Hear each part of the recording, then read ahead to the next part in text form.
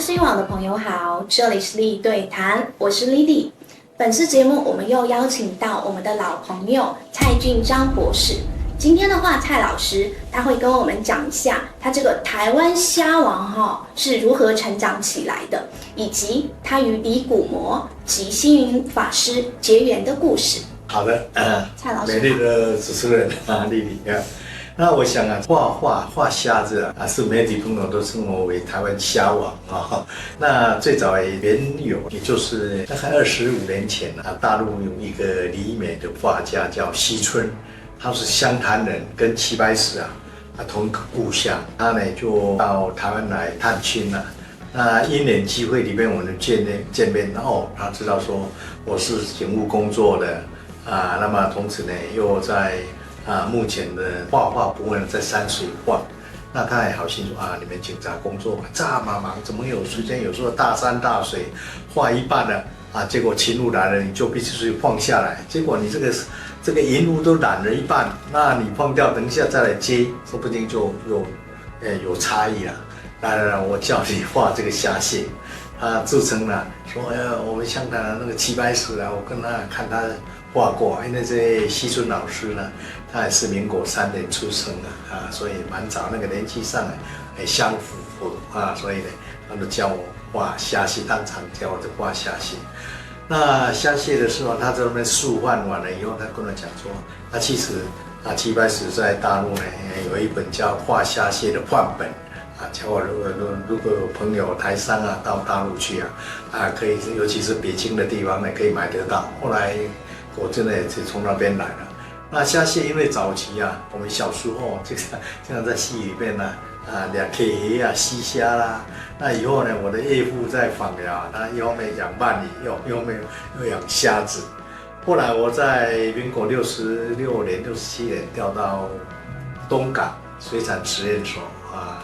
当派出所的时候，那时候东港水产实验所廖一九廖博士就是廖廖宇部长的亲的哥哥。那时候在民国6、74年的繁殖那个虾子成功那繁殖成功，那时候金国先生金国院长呢就常来去关心那我们因为自然人呢就必须维护安全所以跟着在后面走，就从那个小虾的成长过程以后呢，跟他们里面的几位老师大家就熟悉所以呢从这边来呢，对虾子就小时候耳熟能详。那完了以后，这西村老师讲的也很有道理。他说你画虾蟹的话，有空就多画几只，没空就少画几次，而且这个布局也比较简单，不像你画水墨山料摆哪里，桥在哪里，人物的构图部分就还要费番心思虾蟹玩的相对的也比较容易所以呢，我也是听了他的一个给我这么好的一个意见，所以对虾蟹，那因为台湾大概画虾蟹的比较少像台南的王信章他也画得不错，那还有像北部地区桃园的杨丽丽，还有几位大师偶尔也有画虾蟹。那我们除了参考他，也参考齐白石的部分。那在多处的媒体，因为每一次报道都是示范，我就示范这个虾蟹，所以慢慢的呢就形成大家说，那我的虾子的特色，第一个就是部分呢，像它的尾巴部分呢，一边吸一边吃也就是后面的部分。那另外呢，它的眼睛以及呢它的那个须我的比较看在能够要动尤其呢看起来就比较生动性的墨印也好，这一些如何让这个墨印用虾的在跃然纸上这个后来就是慢慢精进，以后呢慢慢的有画彩色虾也有画这个神龙大虾等等的。那么因为虾者龙也龙者吉祥富贵也，所以也受很多人的喜爱。那至于呢，如何跟星云大师如何跟他结缘呢？最主要就是因为我在高雄市警察局在服务当时的领导人总统，像马总统还有副总统，有时候呢经常到我们佛光山来。那因为我们警察就是治安的维护，所以我跟着来做维护的时候呢，有时候就会跟大师见面说跟他寒暄有一次呢，特别来拜访那大师呢，他写了几个字勉励我。另外呢，他还讲说他是半个警察。那我说大师你怎么他说他跟警察非常有缘，尤其是早期从大陆到台湾来，那有一些乡亲都在当警察那时候呢，在台北市他们住在竹林路39巷。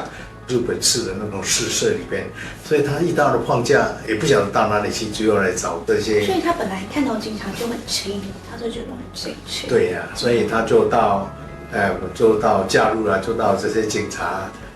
的朋友乡亲到他们的市社早期警察都有一点偏市社嘛。到那边去就一些乡亲聚集在那边聊天聊乡情也好，然后就听他们讲他们办案的这些过程，有时候是感觉非常有兴趣所以呢，他一直自认为自己本身就是半个警察所以呢，后来在2020年也邀请我到3月份呢到我们波多纪念馆总馆这边来办画展。刚好很不巧，2月中旬就这个新冠肺炎疫情都非常严重所以呢，开幕式就没有举办那当然有一些馆都关起来了但是艺术馆有开，但是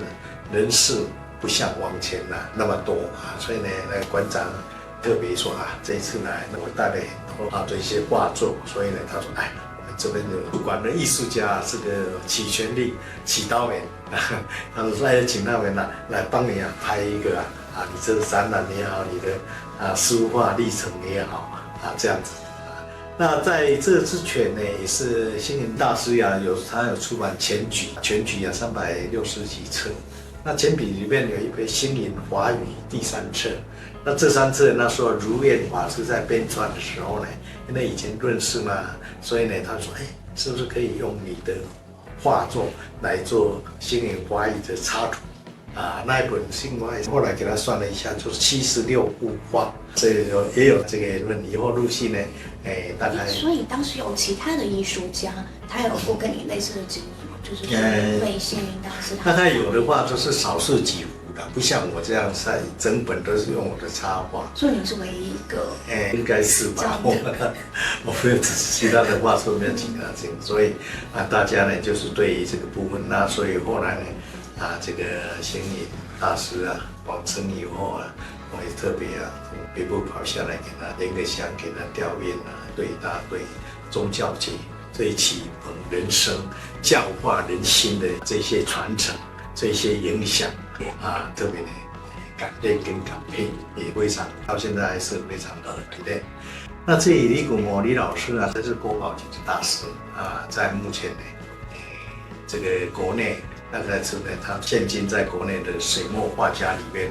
他算是在非常著名，而且著名在国际上也提到草屯的李古模李大师，大概不知道。大家都知道。那因为之前就跟我的警政厅的厅长王义辉跟李老师都有说所以呢有一次他们到澎湖去这个见面的机会里面呢大家也是聊得很愉快我们一起到海边。后来因缘际会我就从澎湖调到南投察局当局长那时候呢也是921地震以后百废待举，白天忙着重建，晚上就比较闲比较自然上都还 OK， 晚上就比较有空间李老师呢非常非常的好意就是说局长你有空来我再给你水墨有一点基础了，我再给你再来做一些给你指导。可是我听说，其实李古模老师他不太爱收徒弟。李老师本身是徒弟比较少不是不爱收徒弟，因为他后来也是台湾国立艺术大学的教授，去教学生做画画。那时候也因为地利之便嘛在南投当局长，我跟一个钱其春钱老师他就是每个礼拜3指导我们在做一些这一方面的一个精进。那李老师李古模人非常好，也非常的好客而且我们师俩煮的一手好菜而且他的画的意境跟禅理禅宗禅理这个部分呢都花了心思的深沉尤其呢，他每一个句你认真去把它看他的每一个话里边旁边所写的字里边写的呢都有很多是台湾过去的俚语，有一些呢它也是非常丰富，喜欢从这些诗词里边、诗经里边如何来引用，如何来搭配那么这一些呢，就是也算是他能够闻名在国际的水墨艺坛里边这么有名的一个艺术家我也感到非常荣幸，能有机缘来当他的学生，甚至于沾着他的光，让我也能够有一点点名气李老师真的是一个非常大气，而且书画画得非常好的一个艺术家。我看他给您写的这个书序当中，他对您的评价也非常高，他认为您是一个非常有才气的这样的一位艺术家，认为您也是潜力无穷的。然后在您回台北任副督察长的时候，是，然后他当时还有送你“执金不如”4个字。这个是这样的，执金如很多人有画室就是工作坊这个意思了。那儒本身就是一个工作坊，执金无儒为什么用执金无儒？因为我在台北市那台北市当督察长，那执金吾那时候呢，早期汉代的时候，皇帝执金吾起妻当起阴律法，当官的执金吾就是首都警察的意思。那时候我是首都警察，所以呢，他就把我的工作坊就是写了执金无儒作为我这画室，也是我的堂号一个表证。所以业界有传您是李武模老师的关门弟子，是不是？所以这个我想求证一下。事实上我不是他的关门弟子的这是这个受徒弟部分呢，虽然有的不见得说就是老师跟徒弟的这个尊称，但是呢，他影响的，甚至他教授的，无论是在各种层面里面教的、影响的让人家学习的非常的多所以呢，有教无类是李老师他的一个坚持，也是他意识追求让人家的都能够传承，所以他现在在 Facebook 里面呢，很多经常在附一些他的作画的过程，让人家呢也能够有学习的机会。非常感谢蔡老师今天带给我们的这些精彩的分享。下一期节目的话，他将会跟我们分享一下他如何科学办案，感性挥毫之间达到天人合一。这里是丽对谈，我们下期节目再见。